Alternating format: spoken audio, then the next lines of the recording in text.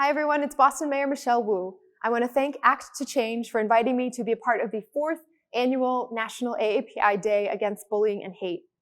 As a daughter of Taiwanese immigrants, a mom to 2 boys, I'm grateful for your work to fight bullying against Asian and Pacific Islander Americans. These last few years have been challenging.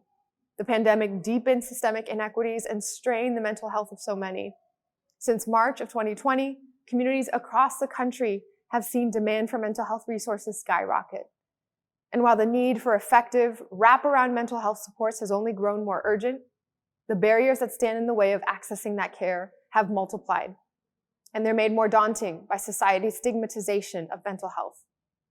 To ensure that we all have access to the resources and support we need, we must work to end the stigma against mental health and make treatment opportunities more accessible to all. In Boston, we're doing that by putting social workers in our schools and investing in expanding access to care. By grounding our response in the needs of our residents, staying up to date on the latest in behavioral health science, we are fighting to end the stigma against mental health and equip our communities with the resources they need to thrive.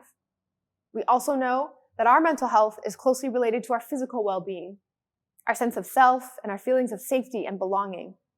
During the pandemic, Asian American communities experienced terrifying surges in discrimination and hate.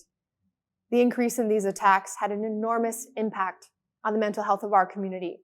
Whether we saw something happen to a friend or family member, sat with them and listened as they told us about it afterward, or were the target of anti-Asian racism ourselves. If we hope to meaningfully improve the mental health of our communities, it's not enough that we make more resources available. We must address the hate that's at the root of so much of the fear, isolation, and unbelonging that members of our communities are feeling right now. Hate that Asian and Pacific Islander communities have faced throughout history and that the pandemic has worsened. From the Chinese Exclusion Act to the internment of Japanese Americans, from LA's Chinatown Massacre to the murder of Vincent Chin in Detroit, these are the stories of struggle and survival that we've inherited from the generations that came before us. They are reminders of all that it took to get to where we are today. And as we continue to show up for one another, come together with one another to combat hatred, discrimination, and bullying, we are writing a new narrative for ourselves and for our community. We bring with us the power of our histories, our traditions, and those we love, those who are with us today and those who came and fought before us.